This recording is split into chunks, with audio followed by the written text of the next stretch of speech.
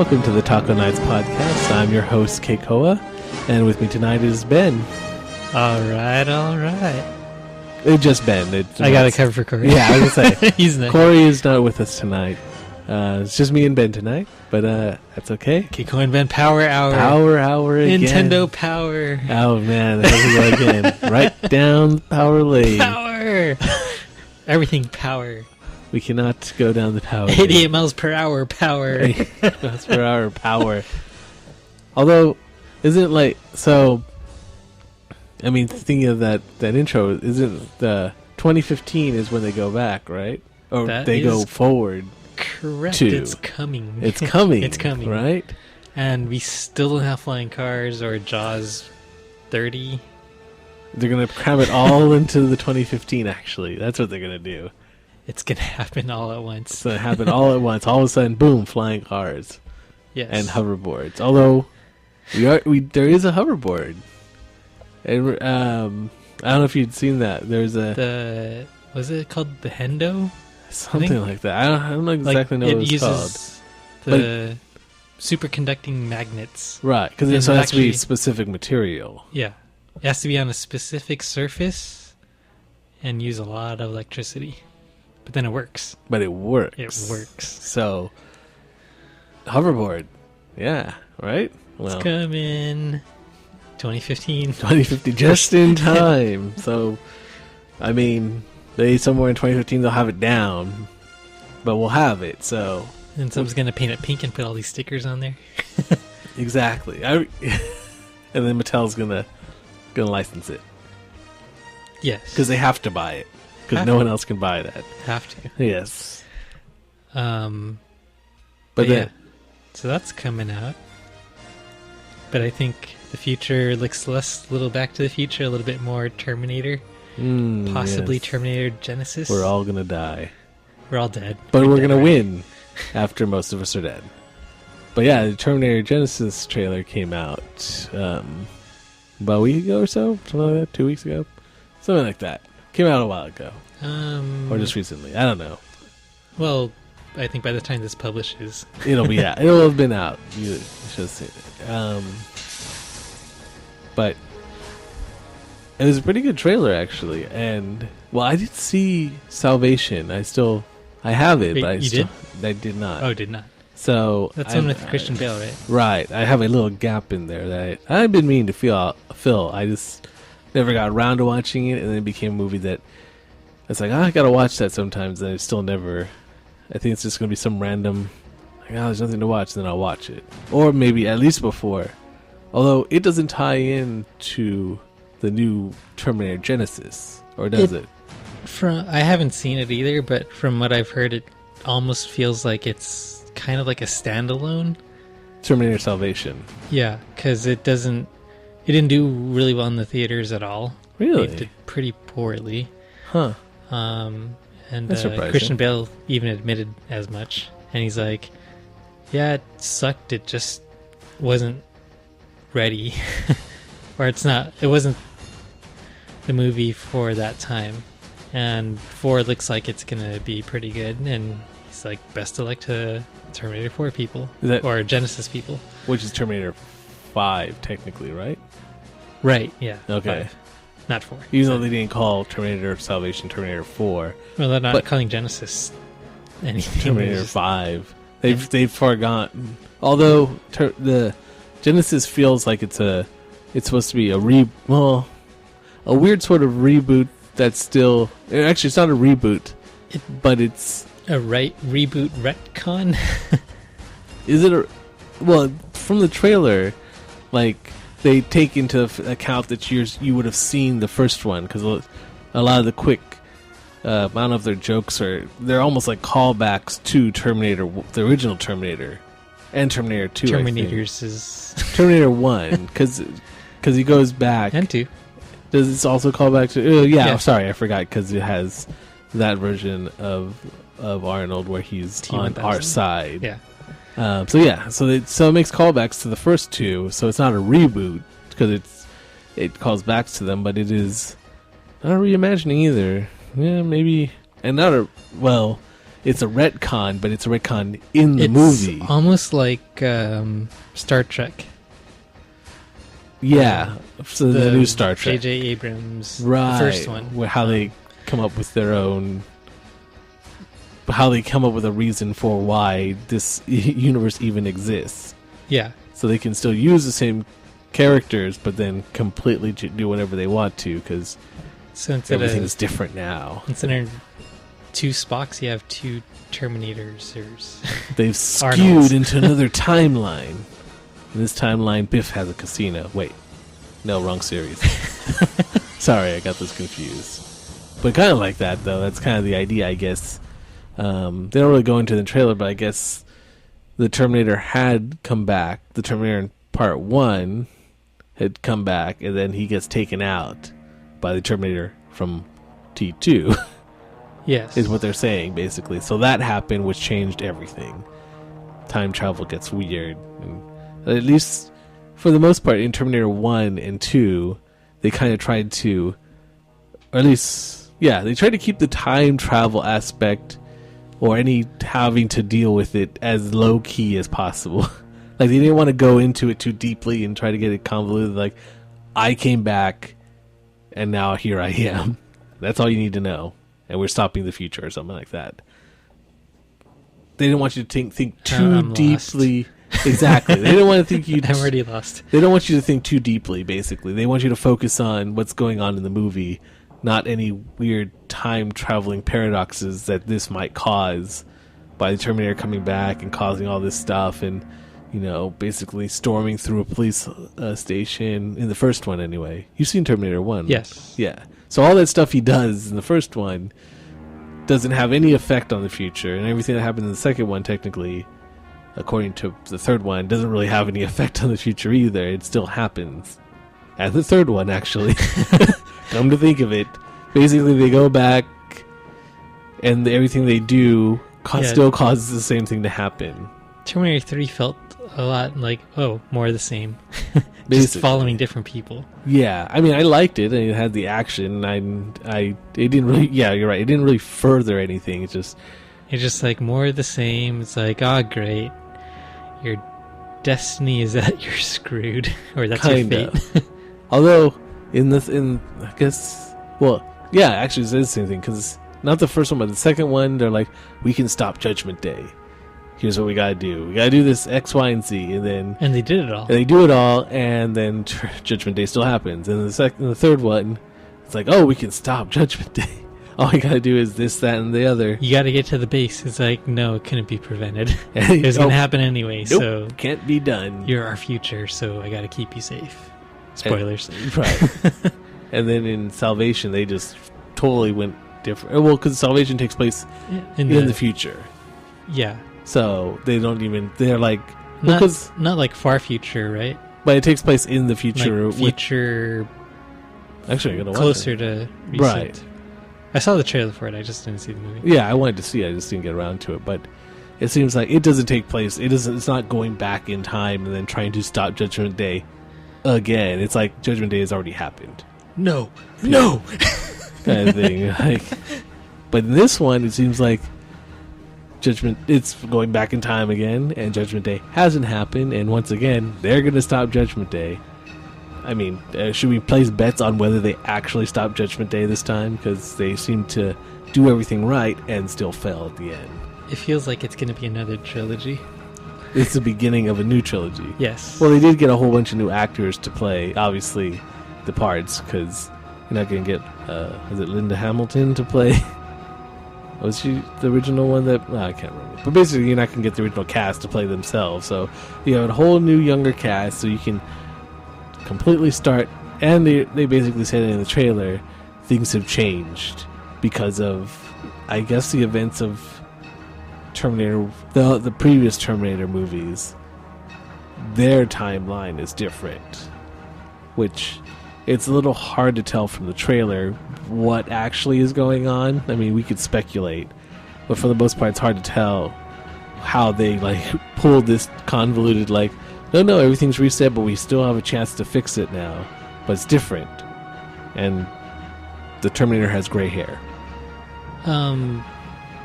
Well, he doesn't have gray hair at first. It seems like later on in the movie when he jumps out of the helicopter in the trailer. Right. And he has just... I think stuff gray. has happened, and now it's gray. Right. But supposedly it's... The time passes for the T-1000, but the skin covering for the...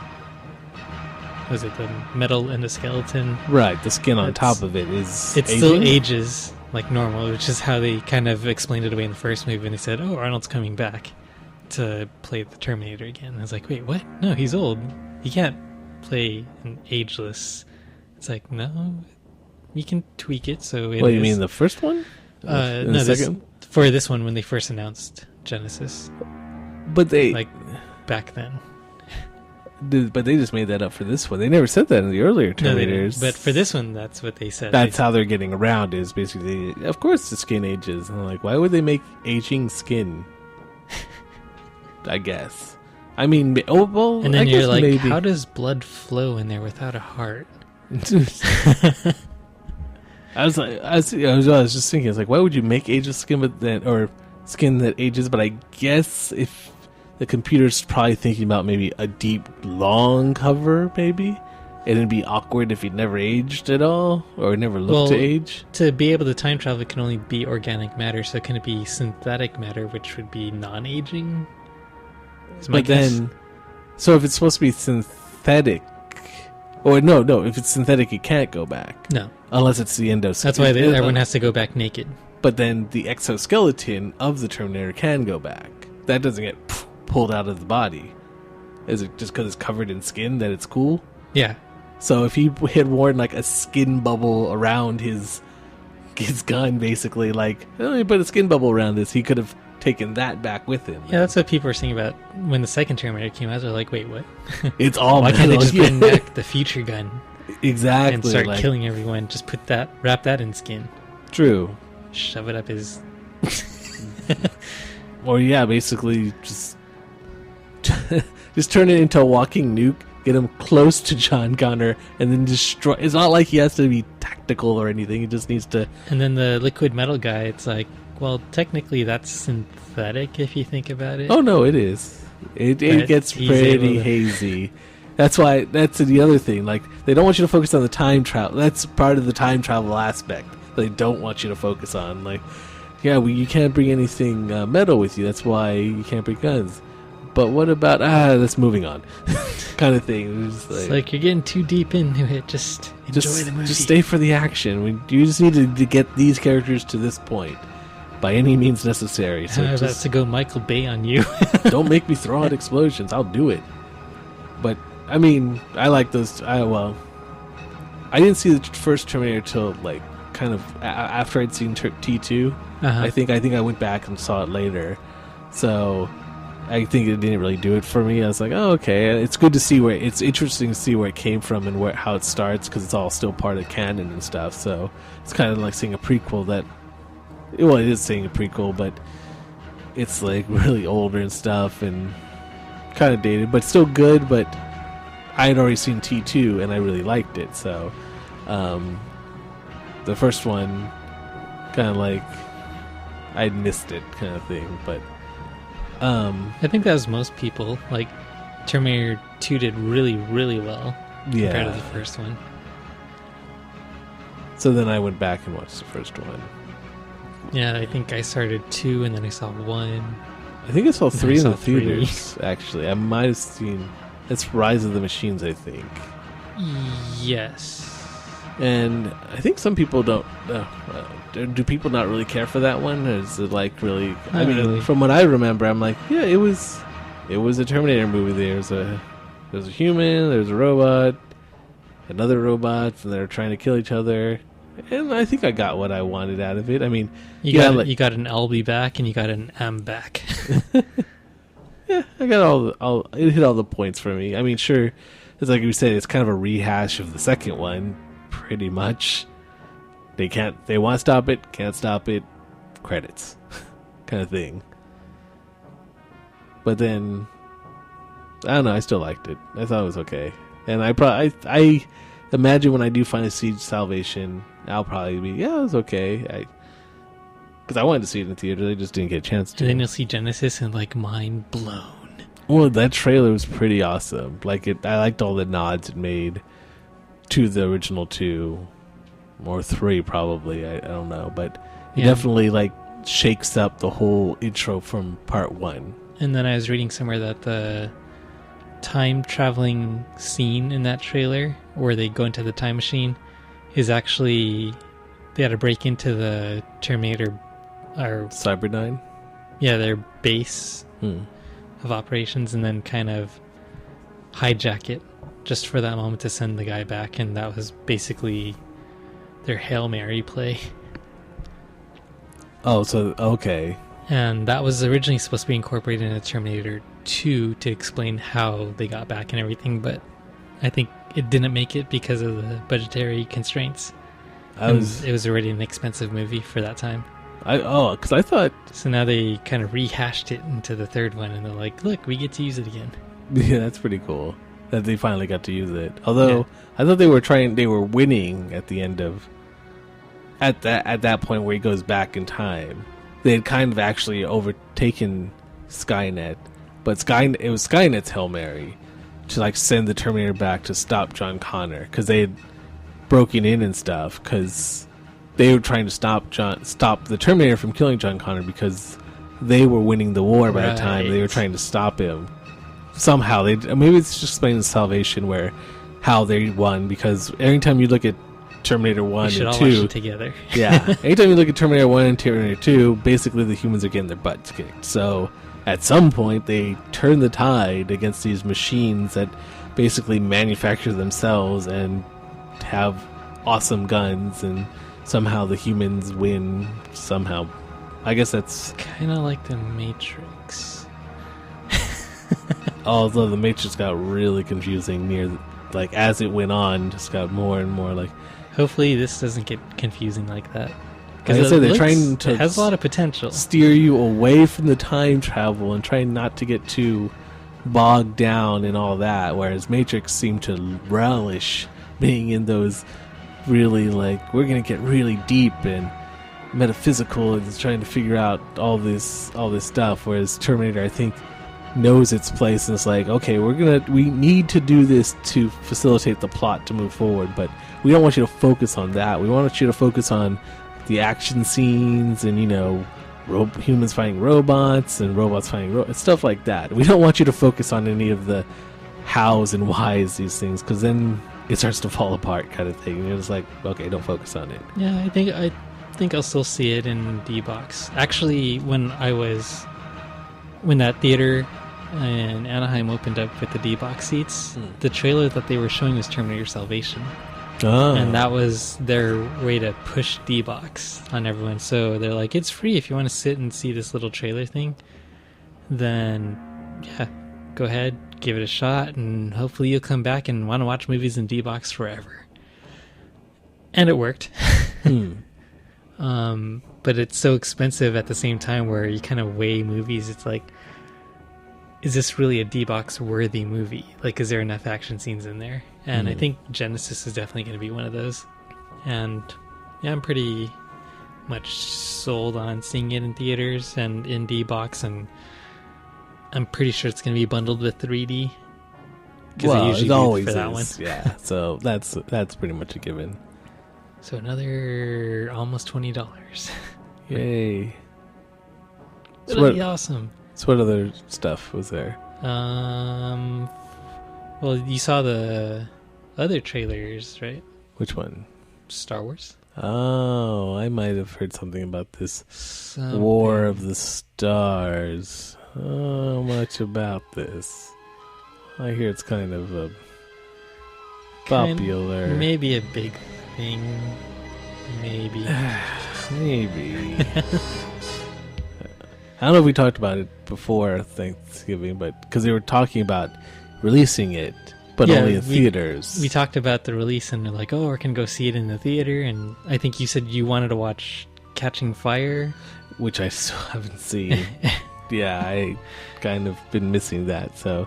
But I didn't have to to at least see the trailer. Yeah, because they released it on iTunes, where you could watch it in HD, like full HD, or you could watch it on YouTube on the official Star Wars channel. They released it then, but it was only 720p, so not quite as clear, but I'm still watching it on my laptop, so yeah. yeah, it's like, I guess I'm not really trying too hard. Like, no, wait, I gotta get to my home theater. I gotta watch this surround. It's like, it's a trailer and a teaser at that. But I know when I woke up that morning, or whenever I woke up, it's basically, and I looked on Facebook, basically it just every other post took was over that. the internet, basically. Yeah, I'm like, well, that was easy. I didn't even have to go looking for it. It came and found me. And for the first 24 hours, I think it was doing like 1 million views an hour, because when I checked on it, I think the first hour already had 1 million views, and I looked at it again 3 hours later, it said 3 million views. I looked at it again, it's like 4 hours ago, 4 million views, and then I think they said over 72 hours it got 40 million views on YouTube. Or, no, not on YouTube, just in general, I think. Yeah. It's very exciting. I wonder if this is the same excitement. It's such a short trailer, too. Don't take anything.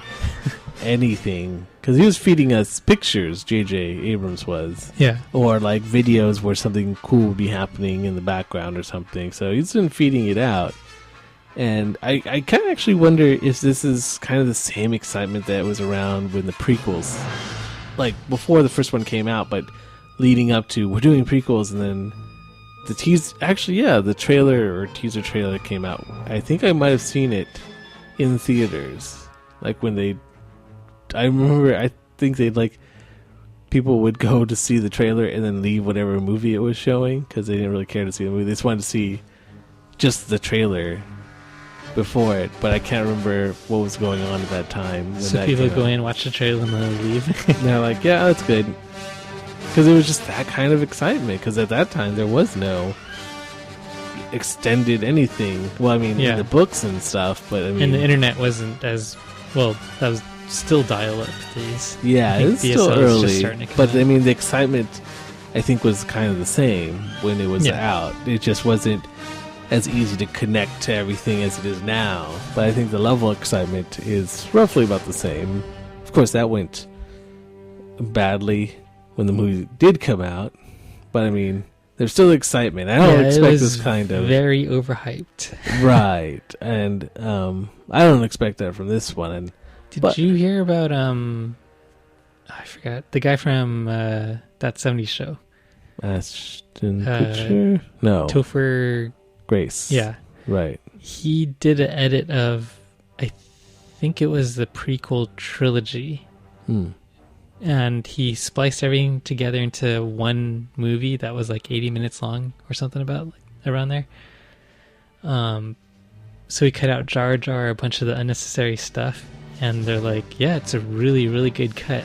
Too bad the public's never going to see it. It's like, I'm sure copy is out there.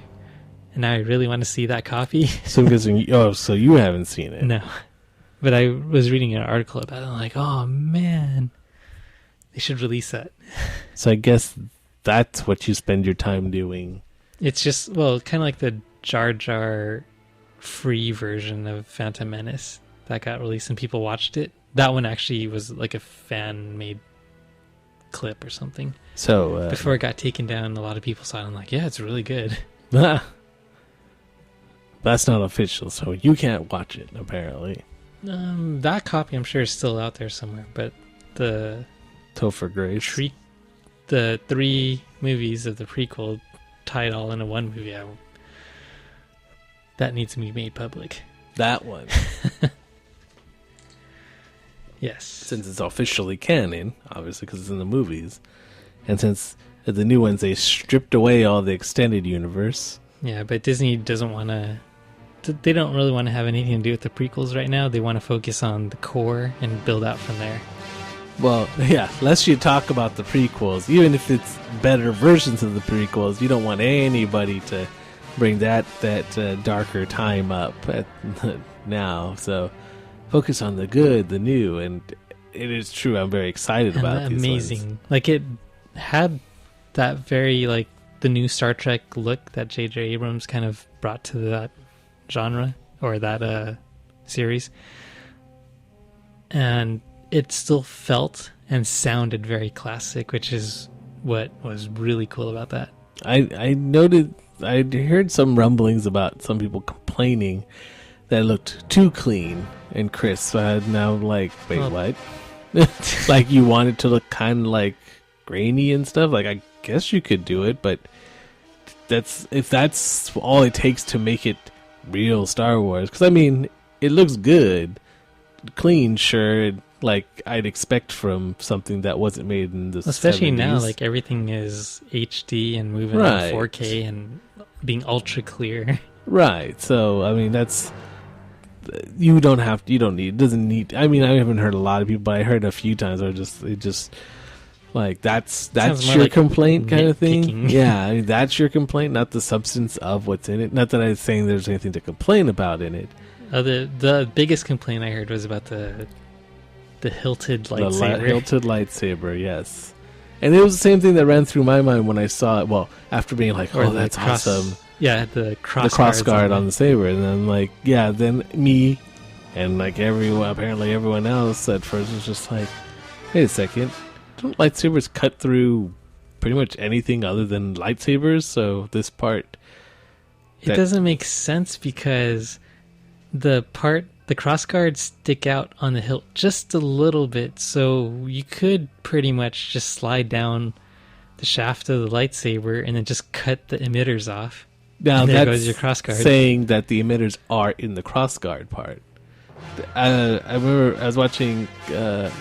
Colbert was talking about because he's an uber nerd too, and he was talking about in the thing about how it's not exactly it's not one blade with two emitters on the side, which would be pretty much non-functional once you got down there, but it's actually one blade, but using a crystal that splits the blade into 3 parts kind of thing. I'm not explaining it very well. Well, basically, he was making the comment that the crossguard itself is more decorational, but underneath the crossguard is actually where the blade is in internal, so there's no way it would cut through. Even if you got through the crossguard, you still hit the saber inside. Like, it's not... Right. Those aren't the emitters. It's a special kind of crystal or something that splits the beam into those parts where... It's not actually. You're getting a little too deep into the minutia of it. Well, and because it's the one thing that got so many nerds and pretty much everybody just like, oh. I mean, before they were like, wait a second. Yeah, but when they first saw it, they're like, oh, that's amazing. Before you start thinking about it, there's a YouTube video of I think it was called Master Ken Doesn't Like Lightsabers or something like that. Yeah. I think I saw it. And he's like, we're going to use these flashlights as stand-ins for lightsabers. And then it's like, and you see I have the cross guards. Don't know how to turn them on. There's a button here, but I don't want to force it. It was actually a pretty funny video. And he was saying, it is practical. So when you lightsabers activate, it's like the blades will... touch each other, and then one will slide down the shaft to try to cut off the hand, which apparently happens to everybody. Darth Vader lost his hand to Count Dooku. No cross guards to stop the blade from going down and just like lopping off his hand. It's like, oh, disarmed. Yeah, dishanded. Yeah, Luke Skywalker, same thing. It happened more often than not when you have no kind of guard there. And then he's like, yeah, see, my hands are protected. He cannot cut off my hands now. And then all I need to do is twist, and he's disarmed now, the opponent. And it's like, I don't see why people don't like this crossguard thing. And then I thought he like burns himself on his arm just by twisting it around. Like, damn it. Well, yeah, that was the same thing that ran through my mind. And I looked at it and I was like, yeah, because, I mean, I guess different kind of crystals, you could have it where the emitters, it's just the one emitter in the base, and the crossguard's more decorational kind of thing, because it does gonna look badass. So Yeah, and then the other thing, one of the people another Uber nerd, not famous, but like his thought on reviewing the crossguards was, if you take a look at the way the saber was designed and made, it doesn't sound like a lightsaber in the traditional sense. Like, it doesn't have the clean, like, snap hum, like, it sounds very more like kind of rough and crackly, like someone who's not really trained so well in the arts, but they're able to make it, but they're not able to have that kind of fine kind of a blade. It's pretty dirty, like kind of making like a homemade, basically. Well, they're all homemade, but I mean, basically, like do it DIY lightsaber when you're not. And like they were saying about the lightsaber itself is like an elegant weapon for a more civilized time or something. And by having the crossguards, that kind of gives you a little bit of insight to the character, that he's more about kind of rushing in and all about power and using just force.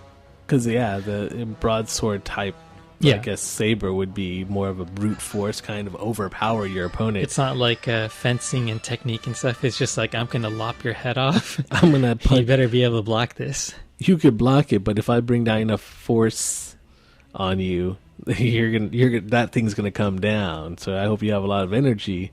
When I double hand this and then drop it down on you, it's like your one arm block may not be good enough when he does like a 2-hand thrust on you with that. I'd say weight, but it's a little weird with a saber weapon because it's technically not heavy. No, so I mean, weightless except for just the handle. Right, but the blade is weightless. Maybe the crossguard and gives it an extra amount of a few more ounces. Maybe it's super dense material. Well, in boxing, a few ounces to the glove like really makes a big difference in a punch. So maybe you can get a little bit more force behind it because you actually have the weight for maybe that cross guard that gives you an extra like something to push against, so you can really put it down on them and then put some force into it. I don't know. I mean, it's all speculative. We're just on one little piece of the thing that we're all like, oh, that was awesome, because it's the only lightsaber you see in the whole thing, and lightsabers are like one large part of Star Wars, and there's stars and wars and stuff, but lightsabers, which they did have a lot of good, just action, quick beats with the X-wings flying over the water. Actually, everything close to the ground. Yeah, Millennium Falcon shot, cool, close to the ground. Yeah, it does TIE look fighters cool. Attacking the Millennium Falcon, close to the ground. Close to the ground, kind of thing. The speeder bike, land speeder box thing, pretty big for it seemed pretty big for something that's supposed to be set close to the ground. Close to the ground. So it was set after the other smaller speeder stuff exist. John Boyega, the stormtrooper in the beginning, close to the ground. He was close to the ground. He's practically on the ground. He was the ground, kind of thing. Although, I mean, I don't know if you heard about it. Like, so I remember I saw people like making comments about him. I didn't even deign to read them because I couldn't imagine what they were going to say, but I was pretty sure I wasn't going to be happy with whatever they said. I mean, I don't know if it's because they thought he was supposed to all be clones of, is it Jango Fett? In the original one. Like, oh, that guy doesn't look like the other one. Or if he was... That'd be reaching back to the prequel, though, and they kind of don't want that. And in a way, I think at that point, like, even if you watch, I don't know if they did in Clone Wars. No, not Clone Wars.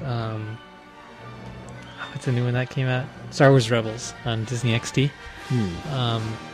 The Empire recruits people at that point. So they're pretty much getting all sorts of different people, so it's not really clones anymore. I mean, it started off with the clone, but I think that at some point fell through. I didn't watch all of the Clone Wars animated series. So well, I think I had heard that too, where basically, the clones they don't need them anymore because they're are all powerful. They basically can either have volunteers or just conscript people into the army. Right. Like you're part of the Empire now. Congratulations, kind of thing. Because they're the Empire. They don't need to go through the clones. They can just get people, manpower from the local areas. So you just like have them join the Empire. They've got cookies. Or die. Or die. That's cake or death kind of thing. But join the Empire. We have cookies. Join the rebellion. We have Wookiees. But it was a little weird. The people weren't even talking about that, but I guess they had different sized stormtroopers anyway, even in the original one, right? Cause aren't you a little short for a stormtrooper? And then there was, what? Oh, yeah. I'm Luke Skywalker. I'm here to rescue you. So it could be that. Maybe he's undercover. Because if you really think about it, then at that point, even in those movies, they were different sizes. If they're all clones, they'd be straight down the line, same size kind of thing. So which made it easier for computer-generated stormtroopers. Right. So I think even by then, they already would technically be conscripting. Because they didn't really talk about... They talked about the Clone Wars. Well, obviously not until after the original. Like, the original come out, they have their own standalone story, but the Clone Wars didn't become a thing. I think looking back into the history... because the Empire had such a far reach from Coruscant, I guess, would be the center, and then all the way to the outer rim, like the edges of the galaxy. You wouldn't have enough clones on one planet to supply that big of a range, so you would almost have to conscript. Right, because you have, like, planetary forces... galactic forces, they're just tooling around the galaxy. Yeah. Like every planet you're on probably has to have a base and probably has to have... So yeah, you're talking about a lot of manpower to just try to be creating over and over again. But does Obi-Wan talk about the Clone Wars? Like when in the original series? Like the original 7 or original... I think he just mentions it. Like, I fought alongside your father. Until he was killed by Darth Vader. Okay, so they don't say in the Clone Wars or anything. They don't make a reference to the Clone Wars in the original? To a Clone Wars that they never thought they'd have to really talk about? I'm not really sure anymore. Like, I'm getting my movies mixed up, my timeline, right. So... Because I was wondering, like, they never... I was thinking maybe they never established that they're clones, like the Stormtroopers are clones, in the original one. Like, it was assumed that they weren't actually... clones. Yeah, in the beginning, A New Hope and for the original trilogy, no one assumed anything about clones. Yeah, so clones weren't there. They were just assumed military. Exactly. They all have the same uniform, same armor. If anything, it was until they're like, oh yeah, here's a little bit of history on the Stormtroopers. They're clones, but they weren't clones in that one. But then it's like, oh okay, then. You can believe that they were clones until some point in between the prequels and the original trilogy. They stopped using clones, or they stopped making them. And there's a few clones somewhere, but a lot of them were just regular dudes, just getting a paycheck. Join the army. They said, or is that Navy? In the Navy. Yeah. So. That was a little weird, but that people were even talking about that. But the trailer as a whole, it got me to want to watch the movie, but that was not a hard thing to do. Yeah, I'm pretty sure everyone who's excited is probably already excited anyway. I think the biggest thing for that wasn't really to sell the movie, it was kind of to alleviate your fears of what... I mean... to try to dispel some of the rumors that are going about, like, oh, it's not going to be the classic movie, it's going to be, like, have this weird treatment to it. Yeah, I guess so, but... And, I mean, seeing the trailer itself, it's like, oh, this is going to be awesome, it's good, it's going to have a lot of classic stuff and not be too different and too weird, but still have almost a natural evolution of the original trilogy. That's the feeling that I get from it. And you saw the the parodies of the trailer. Well, before that, like when the original trilogy came out or the prequels came out, it was the same thing. Everyone was super like excited when they saw the trailers. They were like, "Oh, this is gonna be awesome!" Enough so that they were there for, like the first day, and then they got what they got. So, well, I remember.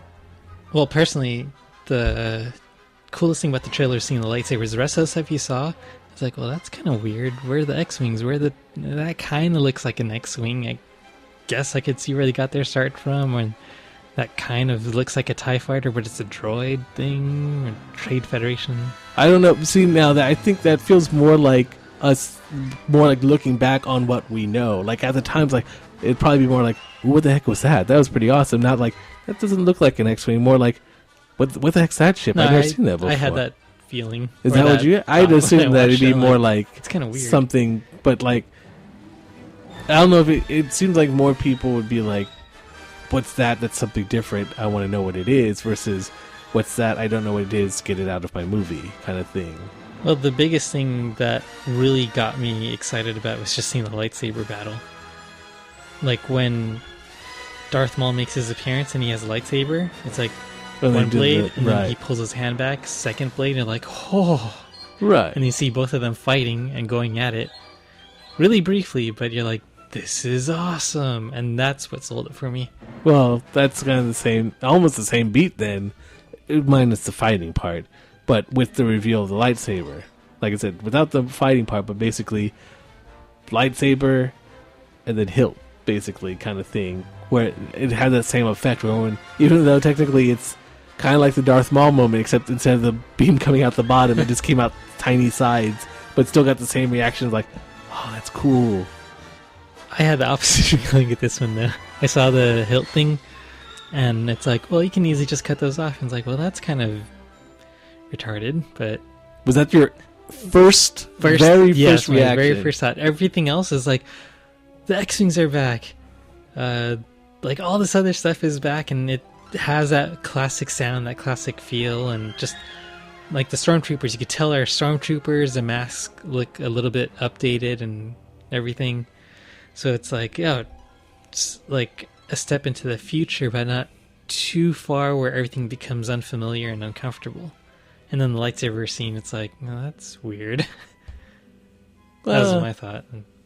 Well, I mean, also, it has the luxury of continuing from what you like, as opposed to being before it. So you can't exactly have had a Millennium Falcon in the prequel ones, or X-Wings, technically, because they technically might not exist, and in the prequels thing, like they wanted to do something new. So the new trailer had the option of being comfortable because it's building off of whatever it was before it, which is the original trilogy kind of thing, whereas the prequels, like, we're trying to tell what happened before all that cool stuff, so all of our stuff has to be versions of it. Well, see, that wasn't in the trailer, but if we'd had, we would have probably... No, we still would have all seen it. But, yeah, that was... Like, what the... Blood transfusion? I'm a Jedi! Yeah, that one... I think if we'd seen it in trailers, we'd just been like, what the heck was that about? That I'm sure it'll work out. That was the general consensus among the movie-going audience. Most everyone. About what? The midichlorians. Yeah, why explain something in that way that no one ever asked needed to be explained. You just believe in the Force, and everyone does. And then you had the uber nerds defending it. Defending the midichlorians? Yeah. Well, I mean... It's like, it's potential, it doesn't have anything to do... Like, you could have this great potential, like all these midichlorians in you, but without the training or anything, then you wouldn't be able to do anything with it. Yeah, I guess so. Have you seen Star Wars Rebels? No. It's pretty good.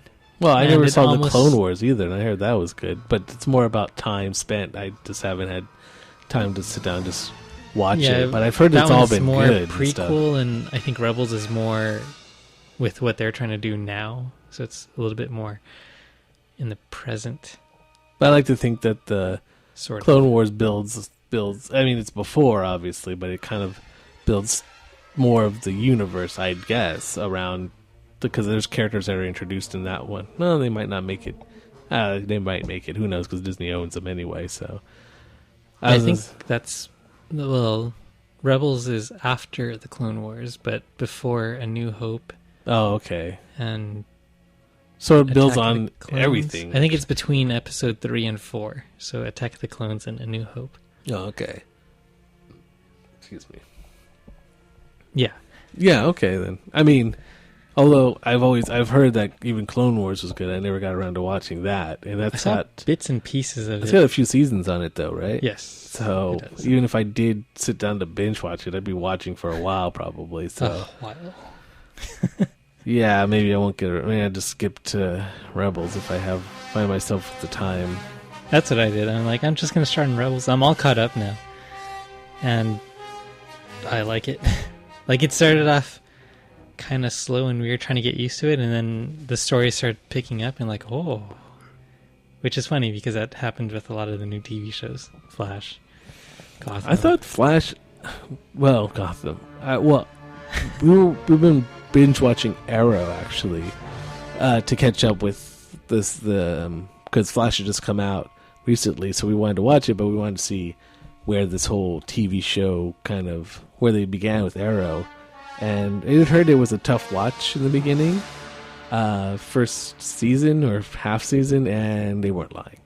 It is it's a pretty tough watch because it wants to be its own thing, kind of, I guess. But it's very cross between what I think you trying to please the superhero contingent or the people that are tune in to watch Green Arrow do stuff, and the other side where they have a lot of CW stuff where it's like relationships and stuff where I just like kind of tune out because I'm like, I'm here for the superhero bits, not the relationship bits. Not the One Tree Hill. Yeah, I'm like, but it has a good amount of that, which I guess I understand. It is on the channel at the time. It's like they're trying to do both sides, but so the first trying to reach a wider demographic is, and they try to do their own thing. I was saying it wasn't until like the second season that it really does pick up, although you have to watch the first season because it builds on that. It builds a lot on the first season, so you have to watch it, but it doesn't really get good until the second season and beyond. Whereas Flash, because we finally caught up to where they started the Flash series, which is around the third season, I think, of Arrow. They started the Flash one kind of side by side, and the Flash one actually, I think, didn't have the same missteps. Because it wasn't trying to build the world. At least they learned. Yeah, I guess they didn't have to build the world. Their main character in this one, Barry Allen, doesn't have as much as Oliver Queen, the Green Arrow in Arrow, has this long this stuff that happened before, which they keep flashing back to, which makes it super kind of convoluted. It's kind of cool at times, but you're just like, flashing back and forth between now and his time earlier where he was on an island kind of thing. And you have that, and you're like, this huge kind of thing. It's like, okay, it's hard to focus on what's going on now because you're trying to tell like, am I watching Lost? Different stories. Yeah, exactly. It did very much so, except not as good. Maybe later seasons of Lost where it got kind of lost, really. But Flash seems to have found its stride. I've heard some people like, I don't really care for it. I actually, after comparing it to Arrow, it's like having. Are you caught up? I'm finally caught up. So like this last episode, they have the big mid-season crossover finale, right? Yeah, the big crossover one, which it was interesting to watch because they were both crossovers for both ones. So you had Flash appear in Arrow. So if you only watched Arrow, you just saw Flash show up in Arrow. They had a reasoning for it, but and then if you watch Flash, you see the Arrow and the team from Arrow, the crew, show up in Flash. You didn't see the episode after that? With Reverse Flash? The yellow suit? Not yet. That just came out. Spoilers. We caught up before that, before this week. This week's episodes came out. So we caught up on So you still got to watch Sunday. the last... Right, the last okay. one. Although, the interesting thing is, like, the Flash one, like the main story arc it's following is actually, I think I only have like 2 Flash books, to be honest. I think, just 2. And one of them is, what's it called?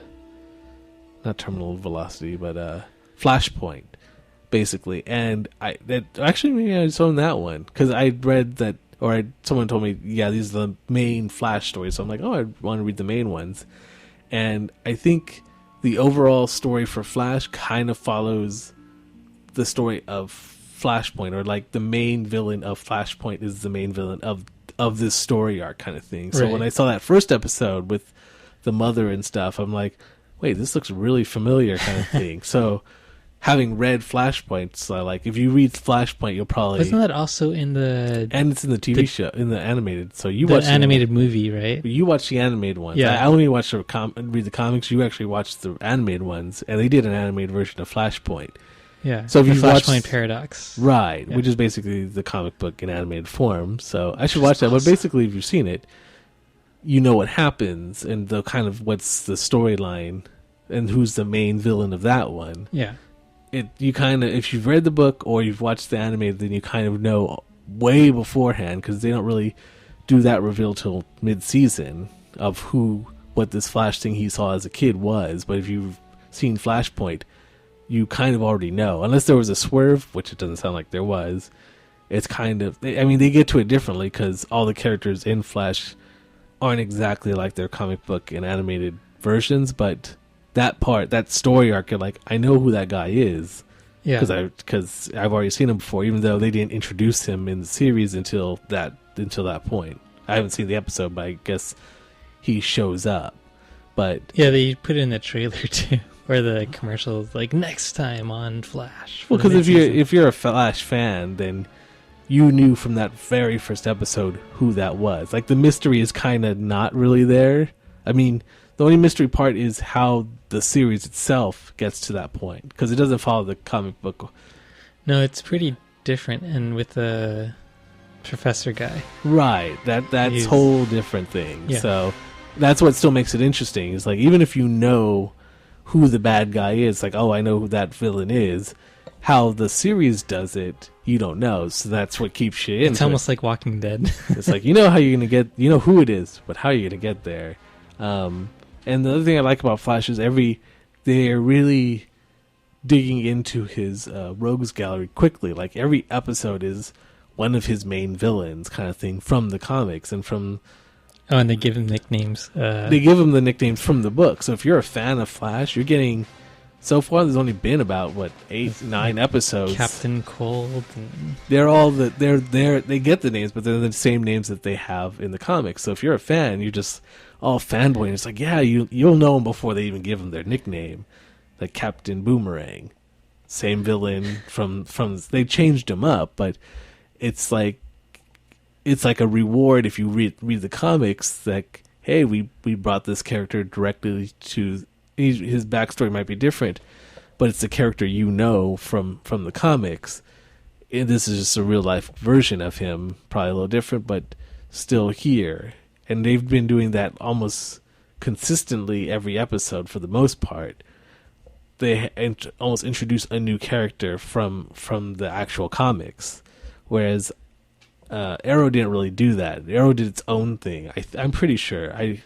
From what I know from Arrow, they took from Green Arrow, the comic book, which I don't know a ton about Green Arrow, but it seemed like they weren't really working as quickly as the Flash to introduce you. Like, you like the character? Boom, there he is. You like the character? Next episode, boom, there he is. Like, it almost seems...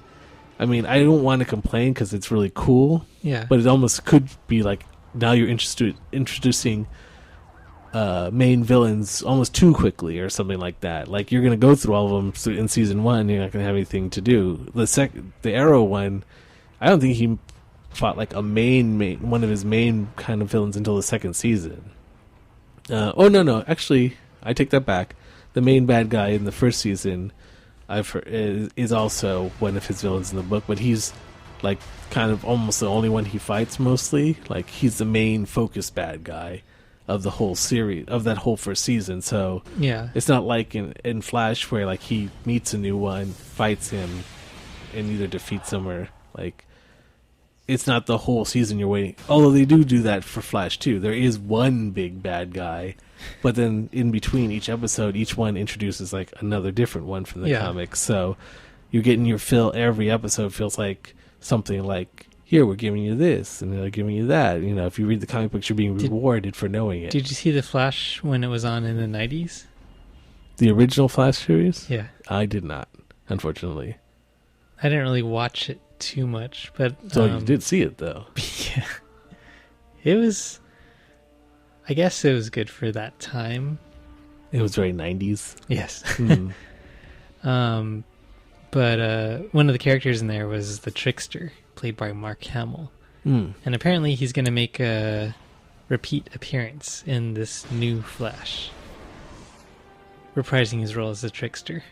I remember hearing him talk about it in an interview, too, where he was talking about that. So, yeah, it's interesting. I'm looking forward to it. Although that's not... Mark Hamill's not the only one from the 90s Flash that's in the new Flash. Right. Which is also interesting, because they're bringing back those ones, which I didn't know, because you actually saw it a little bit, and I never saw it. Actually, Carrie's the one who looked into it. She happened to be looking up stuff, and she's like... And she was looking up the Flash. She's like, the dad, or Barry Allen's dad in the new series, is the guy who played the Flash in the original series. Right. I was watching it like, why does he look so So you would see, yeah, you had that connection. Like, I didn't. I'm That's like, weird. I guess he's somebody kind of thing. But you're like, huh. Did you It's a Did you head put it scratcher. together, or yourself, or did you eventually It took me a while. Because as that's really pretty awesome. I mean, it's a really, which it seems like the series does that. Like, it does those nods. It makes the effort to really. Which is why it's mind-boggling why the movie people and the TV people can't get together and make a good DC comic movie. Exactly, and I'm pretty invested now after seeing, the crossovers between the two, where they had both shows do their crossover. It wasn't just like you had to watch Flash for the crossover. You had to watch Arrow. If you watched Arrow, you got this really cool crossover with the Flash, and it wasn't just a cameo. They really worked together in the Arrow show, and in the Flash show. Same thing. They go over to their turf and they help, and they do have a full episode where they're working, and it's like, this is amazing. Like, they really did a really good crossover on two shows, and both shows, if you happen to just watch one or the other, why would you? But if you did, you still got a full and complete crossover. You didn't get gypped because you're like, oh, I have to watch the other one to really get a good one. Both of them, actually, it almost made you watch both of them. You're like, oh, what happens? Because they're like, oh, we're going to go over to Central City, and like, what happens over there? You have to watch the other episode to find out. And you're like, so, and I was totally on board, and I thought it was great how they pulled it off, actually. Yeah. Which made me think about the movies to TV shows, because they're not going to cross those over. But then again, that might almost even cramp the TV shows style, not even the movies. I mean, the movies are awesome anyways, because Marvel does it right. But the TV shows have got their... Oh, wait, sorry, no, we're talking about Marvel. We're talking about DC. Sorry, the DC movies, I'm sorry, they suck. Or they just can't get their stuff together. But the TV shows have found their pace. So even if, I guess, Batman versus Superman bombs or whatever, the TV shows have found their stride, I feel.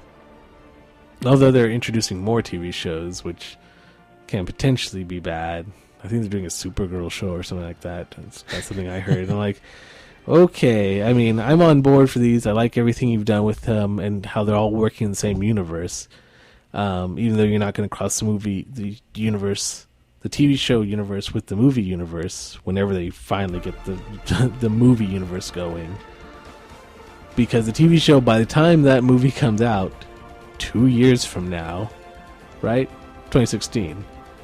That's going to be season 3 of Flash and season 6 of Arrow or something like that. These shows are going to be, even if they're still going on, they're going to be super well established by then. And then you're going to have these movies coming out which are trying to gain a foothold, but they're trying to push away the TV I wonder if it's the TV shows that are pushing them away, or the movie side that's like, no, we don't want to mess with the TV. We don't want any part of the TV shows. Sure, it's got to be the movie side, because in that industry, they always had this kind of mentality that existed for a long while and kind of is starting to fall apart right now is that, oh, we're better than TV.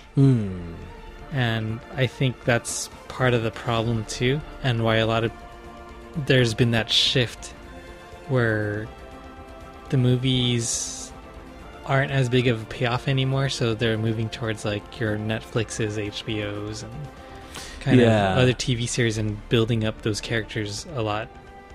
Well, because I think DC has almost proven the point in their own right, in their own way of like failing in the movie department of how strong the TV show aspect can be, because they fail so hard in movies. It's almost like the ones who work on the TV shows are the ones who care more about the essence of the story that they're trying to tell, where the movies is like, what can we do to get this movie to sell tickets? True, like, how can we hype the TV this show up? can spread across its story over months of time and doesn't need to try to cram it into one, where it's like, we got one punch and we got to make it hit hard kind of thing. So if we fail, there's only one stab at it, whereas the TV show's like, okay, that episode... Which is funny, because it was kind of like, that was one episode of The Flash. Yes.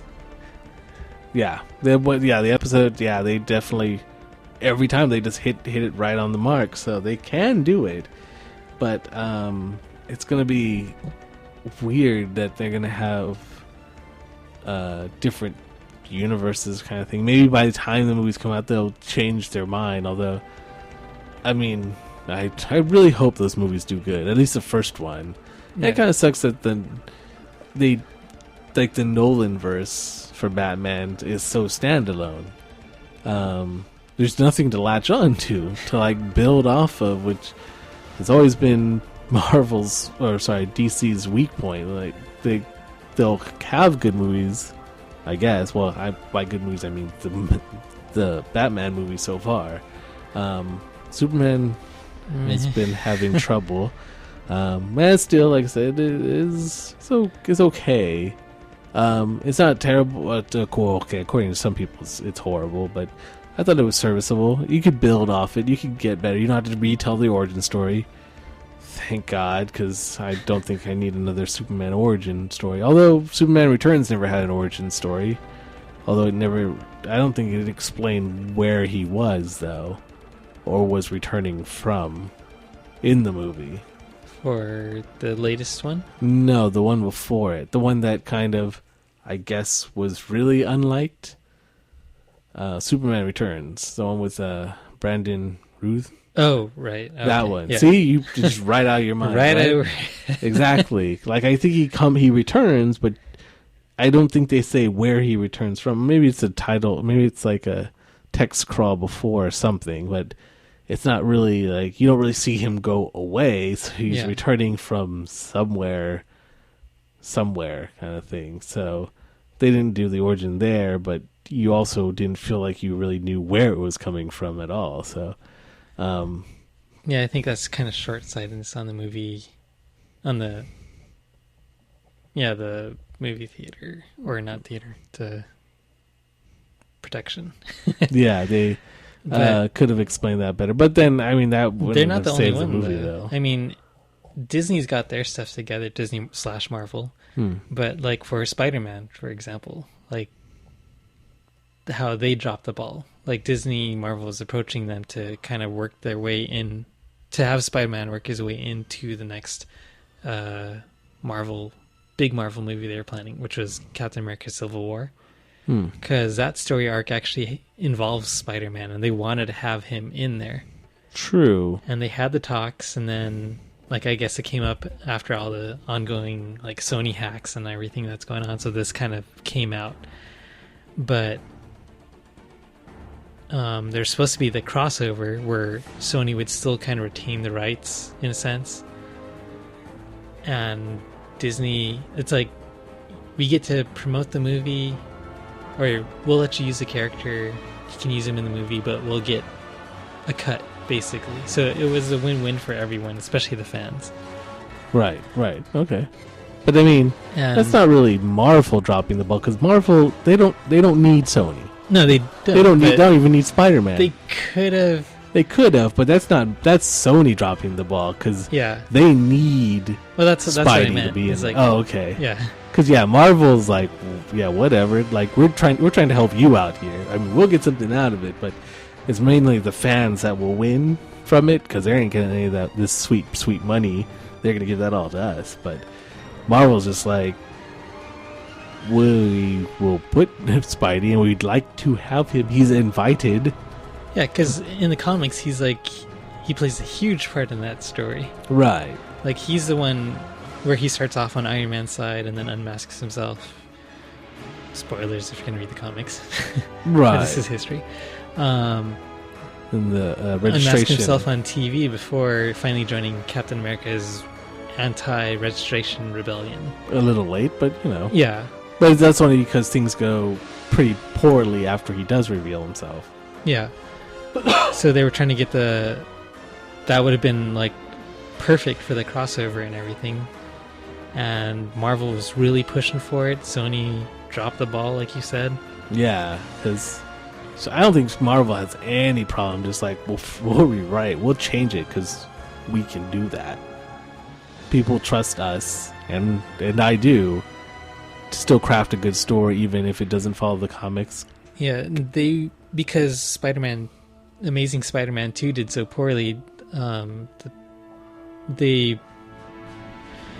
pushed. Well, the idea that they put forward was a new Spider-Man trilogy to be produced by Marvel, but then distributed by Sony.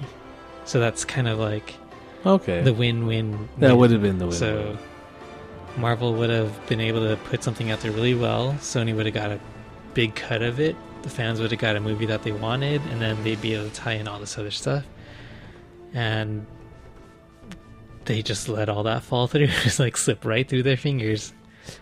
I was also thinking about it. I'm like, even if Sony wanted to keep producing Spider-Man and distributing it on their own, it almost feels like they could have lent out Spidey for the Civil War and maybe kept the universes separate.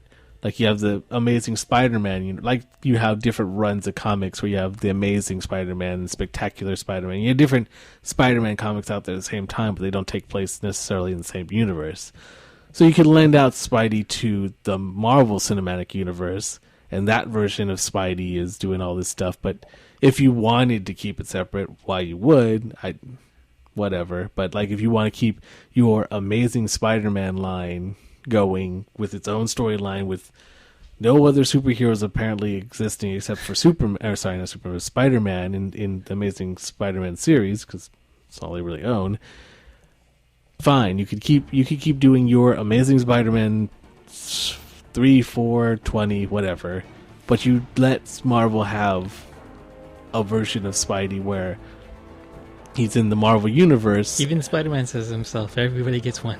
Everyone gets one. So give him the one Spidey and then let him do it. Make that money. You can take that money and make your own movie that will probably not do as well. But although, I mean, I saw Amazing Spider-Man 1 and 2, and they were fine. I liked them.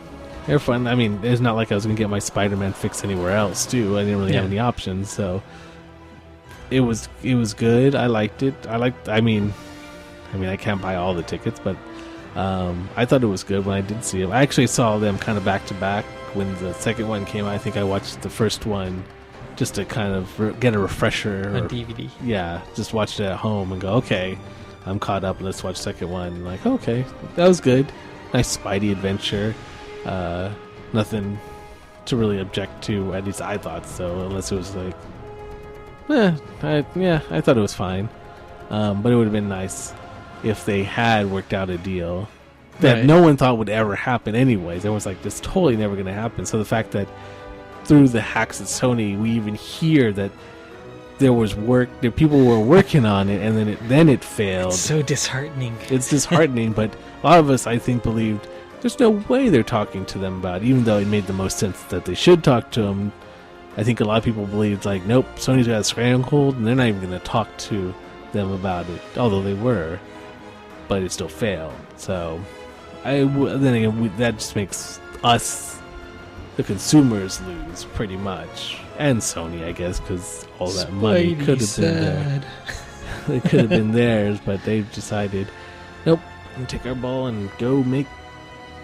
Well, they're making. It's not even Amazing Spider-Man 2 or 3. It's like the Sinister Six, or is that who it is? The one they're doing a movie based on the villains, I think. Oh yeah, that was the. Yeah, what you said. Yeah, I think this is Sinister Six. I might be getting it confused with something else, but so they're focusing on that, which is it's an interesting change. Although it's going to be an interesting to get if you had to get people interested in it, because Spider-Man, people can follow that even if you not really into comic books or anything. Everyone pretty much knows who Spider-Man is in one way or another. But the Sinister Six, or like his rogues gallery of villains, it's kind of less known. Like if you read comics and you're like, oh, I know who these are, but then Sony is going to have to package it and start selling people on it. Although it's not impossible, because Marvel pulled it off with Guardians of the Galaxy. They took a bunch of characters that nobody knew and turned them into kind of household names and things that were just great, and everyone loved the movie. So it's not impossible to make something out of scratch, because they did it. So funny thing, I watched that last night just randomly. Which thing? Guardians of the Galaxy. Because it's a good movie. It was there. There you go. It's like just watch it, and then I'll stop watching a little bit way in, and I didn't. I just finished the whole thing. Like, man, it's late. I gotta wake up early. I'll just stop watching when the credits start. Okay, after the credits end. Yeah, it was. I mean, we've gone on this podcast for a few podcasts of my love for that movie, going all the way back. I don't think we have these episodes up yet, or about. I think we might have talked about it, the trailer or something. But once those back episodes get, once we get to those ones. But I think we talked about it even way back when they did the first trailer for it. The first legitimate trailer, and the one that kind of turned everybody's head, up from this unknown group to, I really want to see this movie. So it's doable even from the first trailer. You make a good first trailer, you could turn heads. It turned my head for that one. So I don't know much about the Sinister Six. I know kind of some of Spidey's Rogues Gallery, but yeah, I don't know that storyline where they kind of all get together to team up against Spidey. So. But it's kind of popular, so there's still an unknown territory to me, so it's going to be interesting to see when they do finally get that put together in a trailer, to see if it has the same, if they can manage to get the same effect of where I see the trailer and go, just take my money, like Guardians of the Galaxy did. Because that's what they kind of have to do, is build something. They just got to copy Marvel's formula. They should. I mean, ain't no shame. They're making all this money, and not only just making all this money, but they're making it on good movies that everybody wants to see. They're not just like making it on a spectacle. Like, they're just building this empire on good movies as opposed to good gimmicks kind of things, not just tons of explosions and stuff. But there are a few. Yeah. But they're building it on just good storyline built.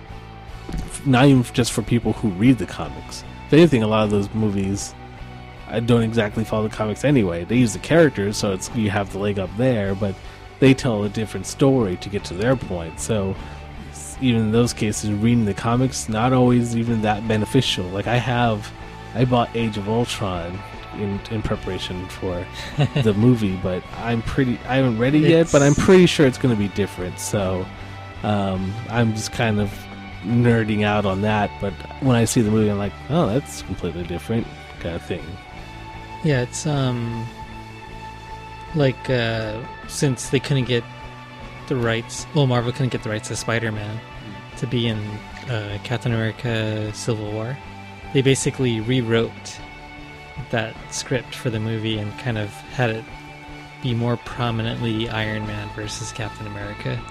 Yeah, so just kind of nixed Spider-Man's like, well, we tried, we don't need you. Yeah, that's what I'm saying. I'm like, yeah, Spidey is integral to the comic book version of Civil War. Like, it's a big plot point, but Paul was like, we're Marvel. We could do whatever we want, and probably do a good job of it. I mean, it might not be specifically canon to the books, but we'll do it. We'll do what we want to do and still make a good movie.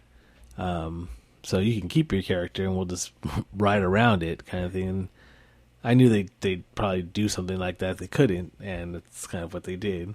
But I guess they did take the shot with actually even doing Civil War in the first place. Right. So it definitely is saying something like, hey, we're trying. You know, we tried to reach out and try to bring it all together so we'd be living in harmony with all the characters. But and we even made a movie where it'd be a perfect vehicle to have him come in, or like introduce him early and then have him be a main part of this one. It's like, you're a character, big part of our movie kind of thing. Win-win. I think, but apparently not the case. No. But, yeah, they're not really too worried about Marvel, like you were saying. Like, more worried about DC. Want them to succeed just for the sake of the story and the fans and just the characters. Yeah, because us as fans win if they finally get their act together. Yeah, I want to see, like, a good DC-filled character... Well, yeah, DC character-filled movie. Like a Justice League, eventually. Yeah. I don't want to open with the Justice League, because then... Which kind of feels then like you're what telling they're doing now. yeah, kind of. Although, the Justice League has, I hear, cameos in Batman, Superman, and everyone knows Batman, Superman, you know, so... actually, the Superman is still continuing off Man of Steel, so we need not an origin for Superman, so we can just cut that out. I don't know if you'd want to rehash out Batman's intro, even introduction, because everyone knows parents get killed, becomes Batman when you boil it really down. His parents are killed, wants revenge, wants to protect the city, this and that, but it's a story that's been told and told and told and told, so hopefully they will skip the origin stories and just go straight into the, like, okay, let's get into the meat and potatoes of what's going on here. For this one. But I don't know, because the other thing is they're trotting out their two biggest hitters. Yeah. That should be on their own big draws. Batman's a big draw. Superman's a big draw. Whenever you put out a movie, so you have both of them in one movie. So your movie better do well, because now it's got your biggest players in it. So if you can't make a movie work with your two biggest players, how are you going to expect some random characters to really make an impact if you can't even manage to get your two heavy hitters to really wow the people? So it seems like they're kind of pretty much putting all their eggs in one basket here, and just like trying to go all in. At least they're not doing an actual Justice League movie, because that's what everyone was thinking they were doing, and you're just like, what? Yeah, that's coming later. Yes, which makes sense. It's coming at the end. They are working on a Suicide Squad movie. Is that right? That's DC. Yeah, DC. So that one, the talk was that they were gonna recast the Joker, like, possibly Jared Leto being in the running. I was gonna say it's gonna be a little awkward to not recast it, because Heath Ledger's dead. Yeah. And it's technically not going to be canon in their new DC universe. So they were going to have to do that anyway. Although, I mean, I don't know too much of the Suicide Squad. But I think the Joker is in there as recognition kind of thing. Also, then you can have Harley Quinn in there. Yeah. But I mean, sorry, going back to who it's Joker will be played by.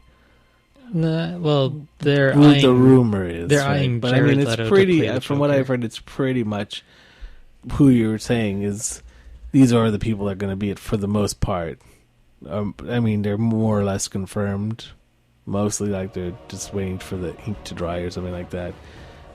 But yeah, who was it Um, for Joker? oh, Jared Leto Okay, from Dallas Buyers Club, Fight Club. So he's in he the was running. in Fight Club. Yeah, he's in the running for the film. Who was he in Fight Club? Does it say? Do you know? I gotta look it up. I didn't know because I thought I'd never seen him in anything because I didn't see Dallas Buyers Club, and I think he's in some other stuff I hadn't seen. But I watched the heck out of Fight Club, but I haven't seen it recently. So when you said that, I'm like, who is he in that movie? Maybe he doesn't have like a huge part or something. But made me think that I was like, oh, maybe I have seen him because I saw a picture of him, but he didn't look familiar at all. But He was Angel Face. oh, that was him. Oh, oh wow, that's weird because seeing his picture where they have him like next to Joker is like, is this gonna look like Joker? That guy in Fight Club was like I think he was like the pretty boy or something when he wants to destroy something, he beats the crap out of that guy. I think it's that guy, so Yeah. maybe it's worth a rewatch, or at least seeing that scene again, because I have it, so I'll rewatch it. But I've been hearing people saying it's a good decision, and then some other people's like, oh, you can't do it. You can't. Joker's already iconic. He's been done perfectly, although... Well, that's what they said about Heath Ledger, too. Exactly, that's what I'm saying. Like, people are saying that now. It's like, you can't outdo Heath Ledger's performance. Like, you were saying that about him And Jack Nicholson. and Jack Nicholson. So I'm pretty sure that argument is pretty much invalid. Anyone can do it. They probably need to bring their own spin. So he doesn't want to do a Heath Ledger Joker or a Jack Nicholson Joker. But there's plenty of room to be your own Joker. Heck, do a Mark Hamill Joker, because that's what everyone has in their head now. Either that or the Heath Ledger one. But even then, even to this day, I think I have more of a Mark Hamill Joker. Yeah, like in everyone my has head. a Kevin Conroy Batman Yes. in their head.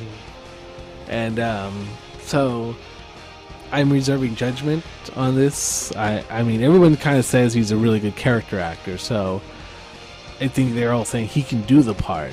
It's just going to be a question of what he's going to bring to it in his own style that I think everyone's wondering about. And me too. I don't know too much about him, so I'm excited to see what he does. I'm open to whatever he tries, and then if it goes badly, I'll go, Yeah. I chose poorly. Well, it's not just him, too, because they're trying to get a whole bunch of A-list stars to be a part of the movie. But he's playing one of the characters that biggest is well one. known amongst everyone that's outside of comics. Like, I know the Joker, Yeah, pretty much the biggest one in there.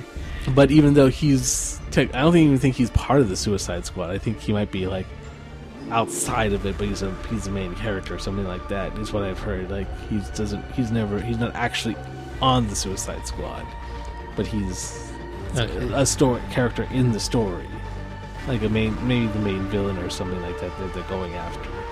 But the other characters, they're all in Suicide Squad. And who are you looking at? They're also looking at Margot Robbie, Will Smith, and Ryan Gosling. Rumored to be also part of it. Yeah, but the focus has basically been the Joker. That was the biggest thing that caught everyone's attention, like you were saying. It's like everybody knows him. Well, because also just everything surrounding that character now.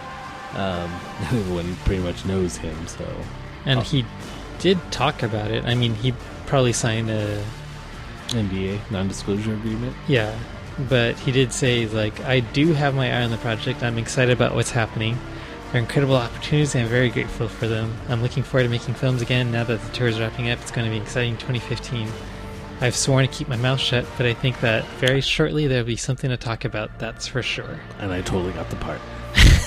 But I didn't say I can't say that yet.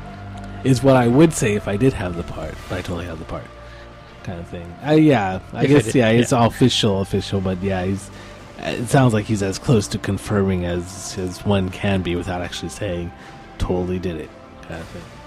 But he's not the only kind of guy. Like they got your Will Smith as Deadshot, right? I think so. Oh, they don't say it on the... No, not in this Yeah. article, but they have Jesse Eisenberg as Lex Luthor. to be joining the cast. Which is weird because, well, in the announcements I've seen, that's the first time I've heard of that. Like, I've heard of everyone else on Suicide Squad, but I hadn't heard about Lex Luthor being in it. Because Well, Warner Brothers is kind of charting its own course for the comic book adaptations now. Like Marvel's not really following the comic book to a T. They're kind of intersecting with it, right? Pretty much, and that's basically been the formula for all of the stuff. TV shows, movies. Walking Dead's a perfect example of that too. But yeah, if this does pan out, then that means Jared Leto, Ben Affleck are going to be on screen together down the road in the Batman standalone movie, probably. Oh, that comes out after. That's still finally in universe. A Batman featuring Superman coming out first, though. Yes. That's actually going to be in, like, they're not going to have a standalone Batman. So you can actually build upon what you do. So, yeah, there's times when I wish that Nolan one had been the stepping stone, because those movies did really well.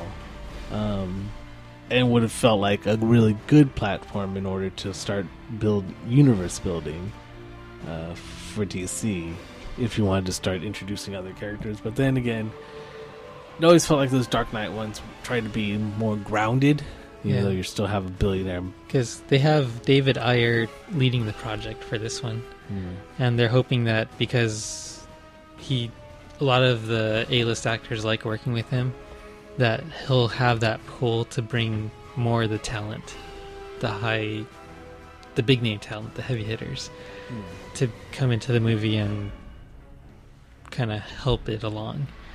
But like, he already describes the film as the Dirty Dozen with supervillains. That's his take on it.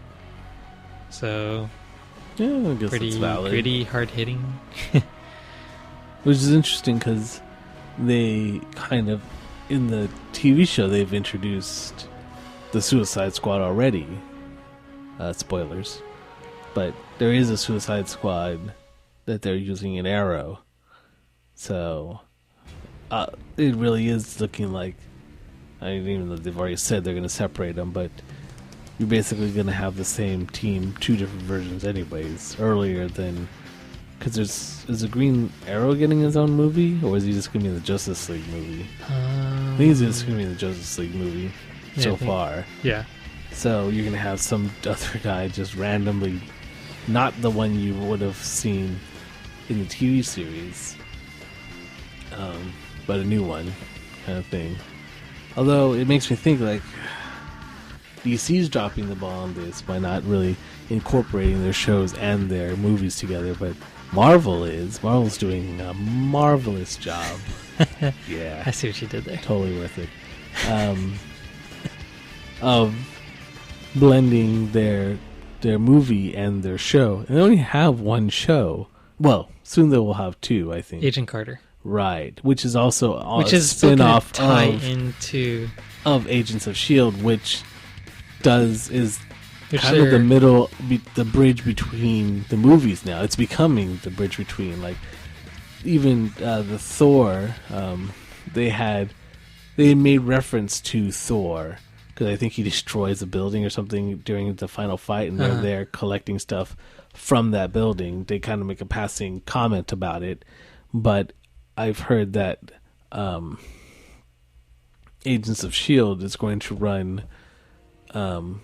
their storyline is going to run right into Age of Ultron. Like, the movie and the show are going to connect. Like, if you watch Agents of S.H.I.E.L.D., it's going to build up towards Age of Ultron. Right. So instead of just having trailers like, come see the movie, you're going to have an hourly show leading up to it for whatever amount of time, building towards the movie. So if you watch the show, you're going to be like, oh, I want to see what happens next. Gotta go watch the movie.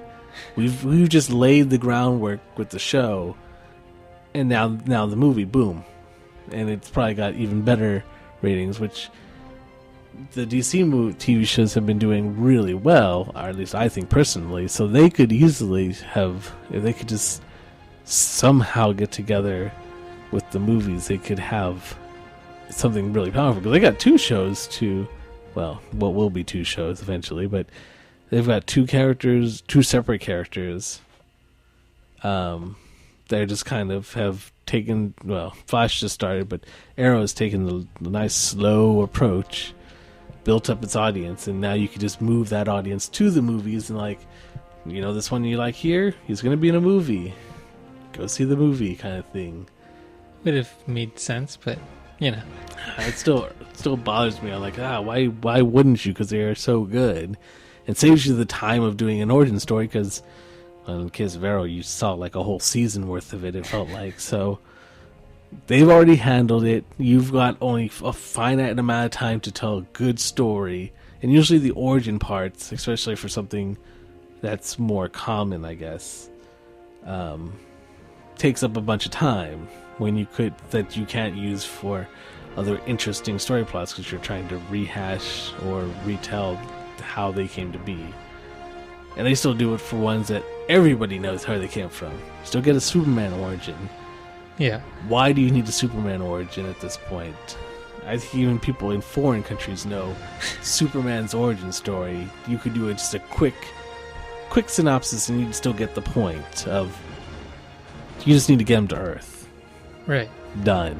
You do a little stuff with the Kents, but you don't need to spend a lot of time, but they spent a good amount of time in flashbacks telling you about him, about his origins. And you're like, okay, that's time that could have either been spent better or, could have just done something else with it.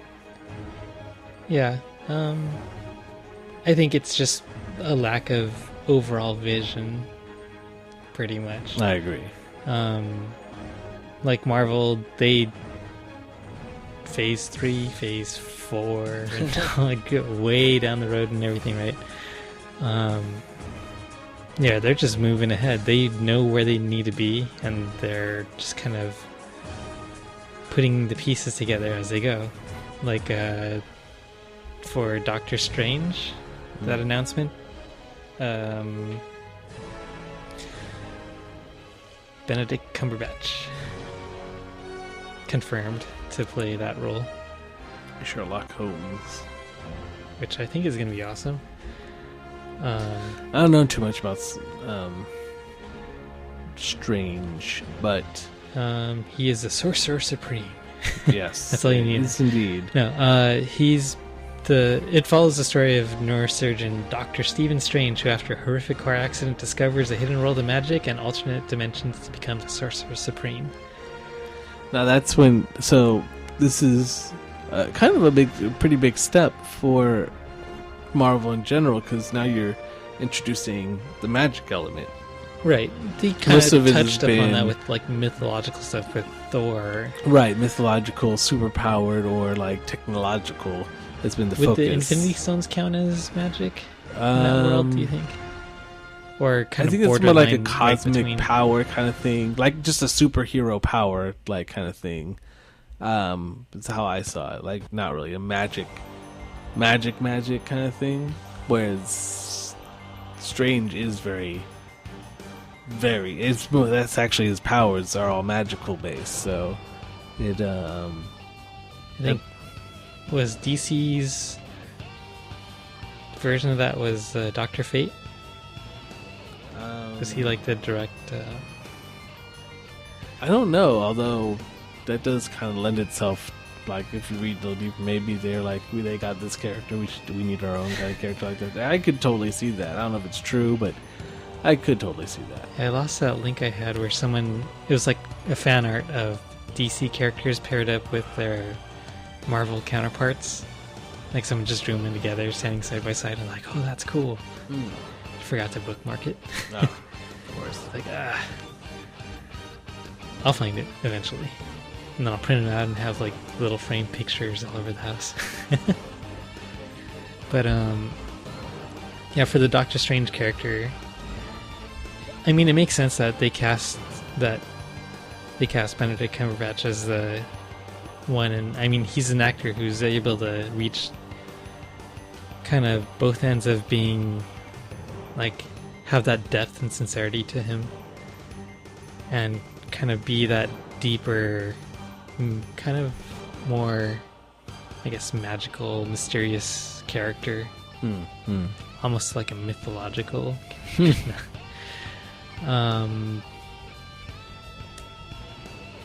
But yeah, I think you were listening to the podcast too, The Nerdist, when he was on there. Yes. And just listening to the way he talks about movies and how he's so involved in just the acting part of it. He's not doing it for the money, just he does it because he likes doing it. And he appreciates the talents that everyone else has. Like when he's talking about it, he's like, it's so good in this movie, it's such a joy to watch other people, and I only hope that I can bring the same thing that, like when he's talking about himself watching movies of other actors, it's like I strive to bring that character and uniqueness and kind of that whole realism and the emotion, the soul to that part. But yeah, kicking off phase 3 with that. Yeah.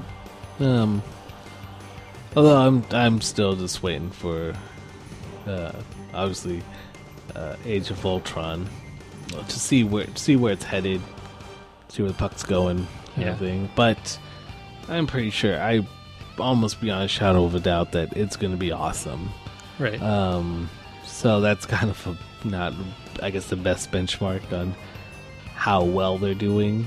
Although at this point, Marvel can't fail. Like when they do fail, it'll be a surprise. No, when you say Marvel, you're just meaning Disney Marvel. Right. Sorry. Yeah. Not like Fox,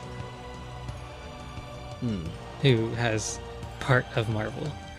X-Men, Fantastic Four. Which they canceled the movie for Fantastic Four. Or I think it's on hiatus or something. Yeah. Okay. But what isn't on hiatus is Deadpool.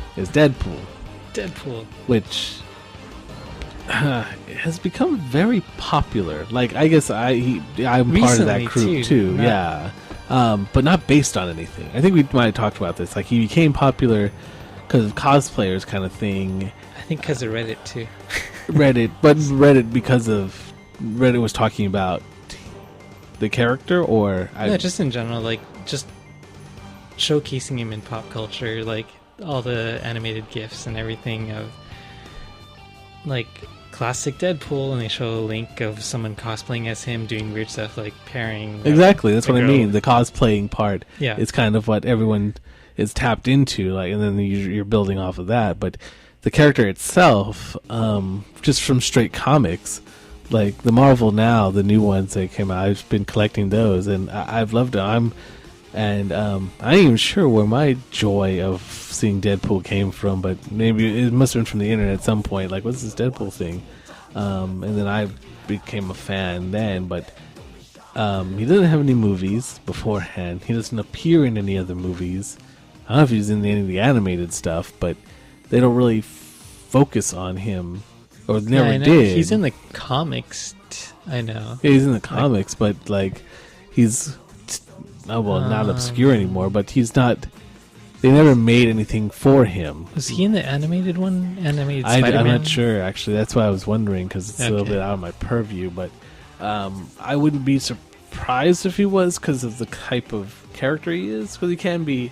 Most of his comic is pretty kind of violent, or a lot of fourth wall breaking kind of stuff. It's his claim to fame, which is kind of why I think they're saying that he wouldn't be joining the same universe as their X-Men, because he just doesn't fit.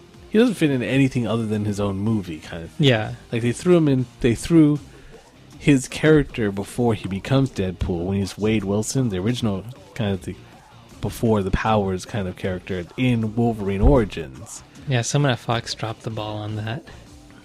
But then at the same time, someone at Fox was able to see what was going on when that test footage was. They might have, but it took them leaked. a while to at Comic-Con to get it leaked, because that footage that did it leak, was old. It was old, so. But it was good, so good. It was good, Yeah, so that was possibly their Hail Mary pass. Although it's a weird thing, they just needed to somehow get it shown in the light for people to see it, and then like that was awesome. I want more of that. And plus, like, you had Ryan Reynolds playing Deadpool, but when he's Wade Wilson in Wolverine Origins, and he plays him to a T, even though he doesn't have any of the costume yet, because he's not that Deadpool yet. He's not Deadpool yet at this point in time. He's just Wade Wilson, wisecracking mercenary at this point, or that's what they explain. Mark with a mouth. Yes, although in Wolverine Origins they take away his mouth, which is dumb, and then it turns it into something that they call Deadpool. But you might as well have just called a pile of silly putty Deadpool at that point, and it would have accomplished the same thing in that movie. Because whatever that thing was, it wasn't Deadpool or anything like that. But an actual Deadpool, like you said, they're coming out with his own movie, which is fantastic, and kind of the kind of vehicle he needs to be in. Because you can't toss him into X-Men. Because he breaks the fourth wall. It's one of his claims to fame is breaking the fourth wall, and that's not an X-Men movie. That's not the type of thing they're going for. So I feel like a Deadpool movie always needed to be just a Deadpool movie, because he doesn't fit into any of the other stereotypes. Even if you wanted to put him into the Avengers, it'd be weird. Yeah, I mean, like, it was. For the longest time, a lot of people, they said, "Oh yeah, he's gonna do it, but it's not official, but it's pretty much official." And now they finally.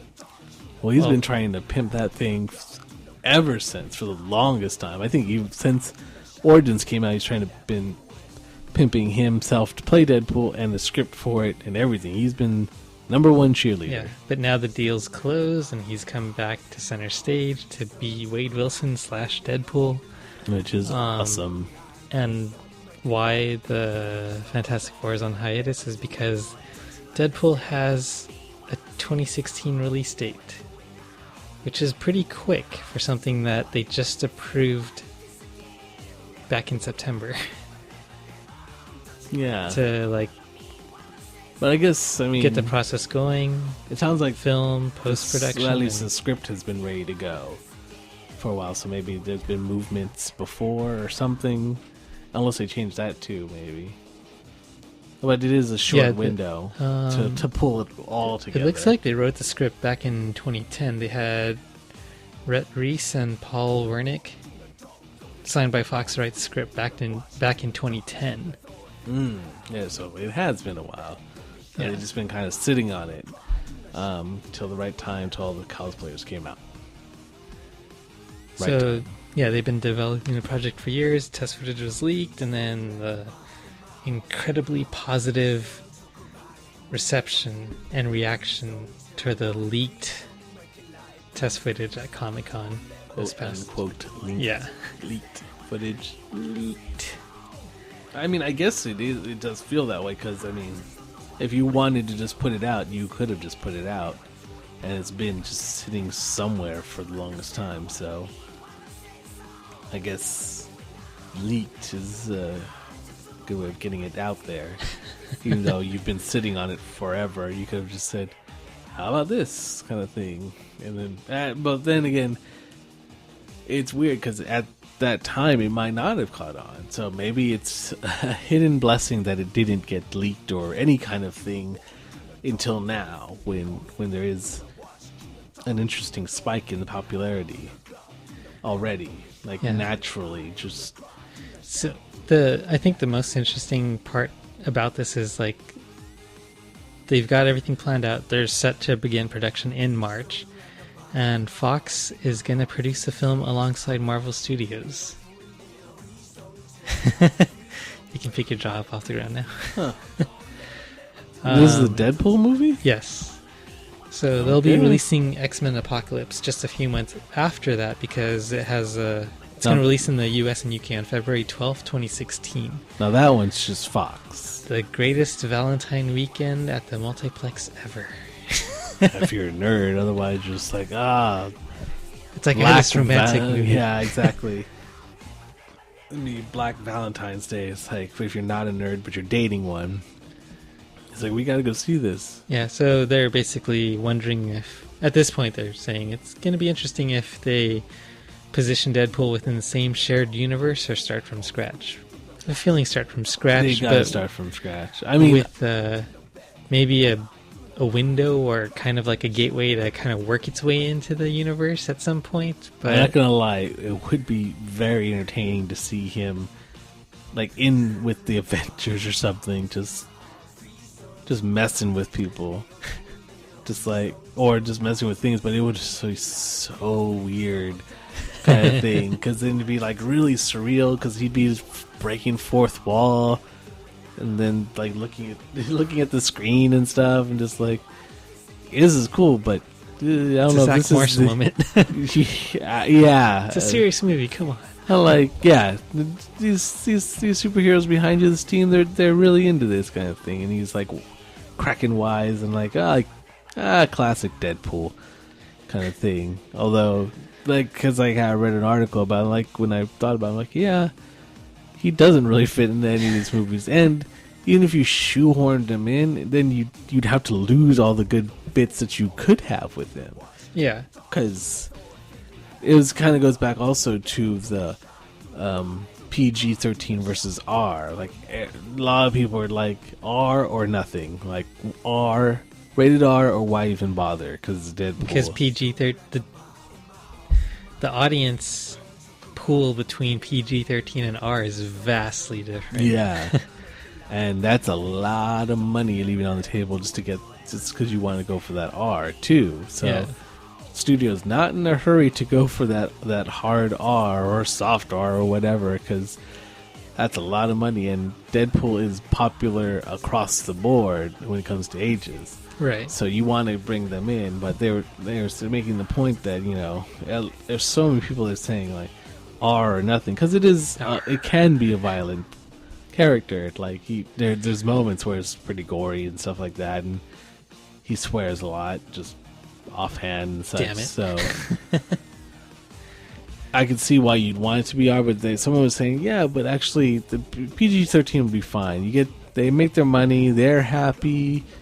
You can have Deadpool comment on the fact that his movie is PG-13 as opposed to R, and that he can't say words, and then he could do something about the words, like have something happen, have him comment on stuff like that. So, if anything, by going PG-13, it gives the character even more to work with, if he wants to, kind of thing. So it'd be interesting to see. I think they're just gonna go for PG-13, and that made me fine with it. I think in the beginning I'm like, yeah, but he's got to be R to do all this stuff, and then after I really thought about it, I'm like, he could do most, like the test footage. It's what I think would be PG-13 kind of thing, because there's no blood in it. Yeah, it's just, I assume you'd throw some blood in it, but the test footage itself is awesome without having to be anything that would be, the head cutting off part, but you don't really see the head cut off. It's just off kind of thing. So it'd be cool to see. You'd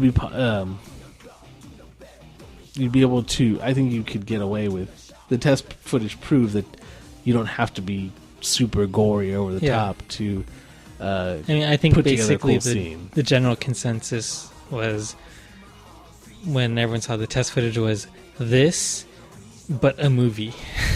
Yes, that was my consensus too. It's like, well, there you go. Now you just have to build the other parts of the movie, and, just take in the money. Just expand on this, that's it. Yes. Kind of thing. So this is exactly what we want to see. Clean it up a little bit and you're good, the CG effects. But so it'll be interesting to see what they do, but yeah, he doesn't really work well with others, at least as the universe has gone so far. The entire universe, he doesn't have a really good place. He should have a standalone Deadpool just movie by himself. If it doesn't do well, then, although I think it'll do well, but then again, I'm thinking it'll do well based on knowing, like, tons of cosplayers, and just he's been spiking recently. In the nerd universe. Right, so I should take that back, because I don't know how well beyond that it will extend. I guess it'll come down to whatever the first trailers are, however they decide to market it, but I'm seeing that light at the end of the tunnel. I think everyone's finally coming around. Most everyone. But yeah, so for all the comic book stuff, cool. Just want to round this out with a little bit of Disney trailers, because that one came out recently. The announcements for the new Disney film, Moana. Saying that right? Yeah, probably Moana. So this is going to be their next new kind of independent princess type movie, but not your traditional princess. Not as big as Frozen, right? It seems, but it's going to be for next year, and the timing's about right too. But they have Dwayne Johnson, aka The Rock. He's going to be portraying the lead role of Maui in the upcoming Moana film, and it seems like it's going to be like the father figure, or the kind of like leading, the guiding spirit to the main character. And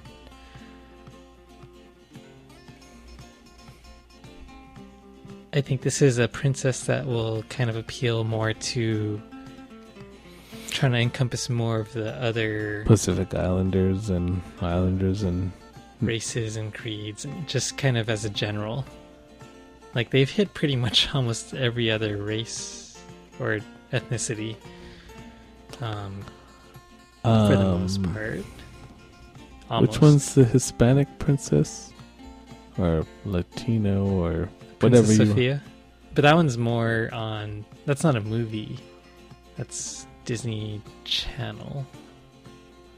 Okay. That's the only thing I was trying to think of anything that I thought might not have an actual representation as a princess. Because, I mean, this would be a step for that demographic to respond to. Yeah. So I agree that it is kind of an interesting step. Although, yeah, because I guess they started doing it with Lilo and Stitch. Well, Lilo and Stitch isn't really I mean, just princess-wise, actually having a princess to look up towards. Because what's her name? Princess and the Frog. Princess Tiana. Thank you. So that added that dimension as a princess to look forward to, or look up to in that way. So, adding this princess and maybe another princess, and you kind of have the whole scope covered to identify across a spectrum of possible peoples out there. Races and creeds. Oh, if you could, I mean, look up to any of them. You know, it doesn't matter if they're the same, but it definitely gives you the option of, like, I don't ever see my demographic featured in it. So, in that case, then it'll be a good step in that direction. And I guess the only kind of island movie you have is really Lilo and Stitch. I think that's kind of set, at least in Hawaii. So, in this case, which I enjoy any one of those movies. I just go for the story. Characters don't really matter to me, but I guess to enough people, like, I've seen them where they're like, well, why isn't there a princess that represents my background? You know, but so this should assuage that. I am looking, but they are covering their bases with that. The second trailer, though, is the one that just came out, and that's the Inside Out trailer from Pixar. They finally released the extended version of it, and that one looked to be really awesome. Like, the first one was just a teaser, and it basically was a montage of all the past Pixar films. Correct, yeah. And it kind of looked interesting, but I didn't really have an urge to see it. When I saw the teaser trailer, like, oh, that could be interesting, but it didn't really give too much. The recent trailer they released turned that around. Now I see what they were going for. More in depth, and it's like, well, these are the characters like anger, fear. Yeah, I didn't quite understand it from the teaser. Joy, sadness. General idea, but after seeing the trailer, I really finally had an idea. Like, oh, this is how they're doing it. And I'm like, oh, I like this idea. I can get behind this. So it's not just 5 individual characters. The ones that they put in were just for that girl who they're focusing on. But I guess they go into everyone else's head in the movie. And then you see variations of those same characters within their heads. And it just makes it really... It just ties everything together so much better. Yes, and seeing the interplay and everything between... in this trailer was between the mom, or the mother, the father, and the daughter sitting at a table, and then the daughter is kind of being the angsty kind of child and having a rough day at school, and then I was like, how's school? And it's like, don't give me no sass and all that stuff. It's like, put your foot down. Yeah, we can't really do it justice, but because there's kind of a lot going on, a lot of quick kind of jokes going on between things, so definitely worth seeing the trailer. With a bunch of visual cues, yeah. So it's pretty funny, but it's all, you've got a lot of characters kind of doing stuff in groups kind of thing. So at least in their heads, that you're just like. And it's funny to see how there's a range of characters, or a range of variations on the same character. If you're looking at just the emotion. Right. Character, people, things.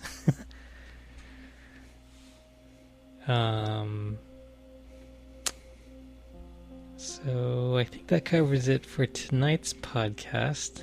This movie trailer extravaganza. We didn't actually talk about any movies, but we talked about upcoming-ish movies, like at least movies we saw trailers for. So a lot to be excited for, actually. All these trailers. I wish the movies were coming out, but the trailers do make me happy to see. And I haven't been to the movies recently, so haven't been able to catch any of these ones in theater. Usually I like watching the trailers, so but the thing is, once you slip out of going to movies, you don't get into the habit of going to see them because you don't know what's coming out. So with these big name ones that are coming out, at least big to us anyway, will get me back in the theater and start. Yeah, it's funny. It's like we started talking about movies, well, kind of doing this podcast and everything, but then at that point we fell out of actually seeing them. Yes, we were seeing them at a good clip, and then we stopped and then started the podcast. So I don't know if one thing has to do with the other. I think it's just timing. It is coincidental timing. And plus, we're kind of always pretty busy around the holiday season. I know you are, so not much time during the holiday season to. You got big things going on. Really get out to the movies.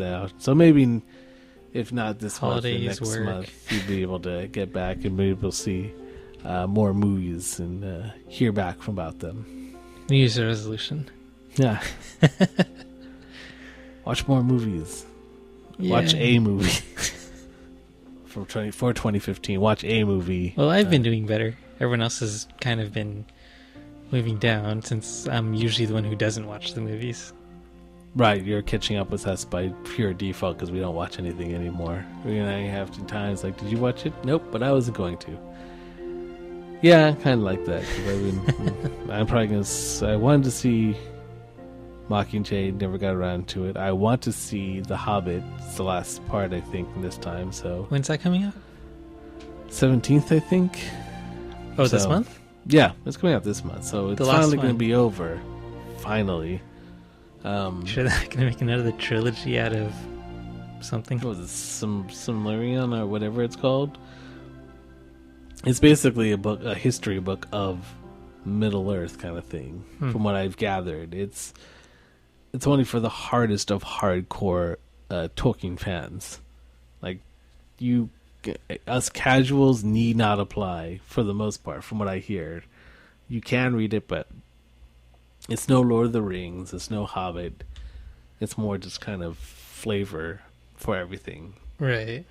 If you just really love the world and you just want more of it. But although I heard they had taken some bits from that book to use in The Hobbit to fill it out to this unnecessary 3-part movie, I guess. Yeah. Well, I heard they'd taken parts from that book and just kind of tossed them into this movie. Weaved them in intricately. Yeah, I guess so. I can't call them out on it because I really don't know, because I don't think I've finished The Hobbit. But you're happy that it's going to be over. I'm happy for some resolution. Corey will be happy because he can buy the director's extended version and watch 27 hours of the Hobbit version into the Lord of the Rings. No. Yeah. But it's the holidays. So holidays in full swing. There's still a lot to catch up on. Yes. I took a bit of a hiatus. We were kind of busy, so we weren't able to get one out last week, but we're going to try to... And we kind of reached our cap. Yes. Which I couldn't put apparently our episodes are pretty big, so which is not a bad thing, I think. We try to pack in a lot of stuff, and even then, even as big as they are, we still have stuff we want to get in, but we can't get in, so we're working on that. But if we were to apply this to real life, Taco Night, a real life Taco Night, this is actually a consolidated version, because usually you were there for 5-6 hours, and this is only, hour and a half, 2 hours? This is trying to be a condensed version. Failing, but attempted to be more of a condensed version, but we still go pretty long, so yeah, thanks for listening actually to us. If you want to drop us a line, you reach us at Taco Knights Podcast. Taco Knights Podcast, that's KNights, like Knights of the Round Table, those kind of nights. Taco Knights Podcast at gmail.com. You can Twitter us at Taco Knights, also with a K. But drop the podcast, because podcast did not fit in the Twitter. No, then even if it did, you wouldn't have any room to write it to us. So used up all my characters. Yes, save that space and write us a message, and or questions Nights, or anything like that. And tweet us. You can tweet us, and eventually you can get at us at Facebook, but we're still working on that, as we perpetually are always. But gotta nail it down. And then just one reader shout out, or a listener shout out. Finally watched Get Him to the Greek, Joseph. So thank you for that recommendation. It was pretty good. Finally saw it after all this time. There you berating me. So yeah, that'll do it for this episode. Yes, I've been your host Keikoa, and with me tonight's been Ben. That's me. That's him. Thanks for listening. Keikoa, that's you. That's me. That's me. Thanks for listening. Until next time.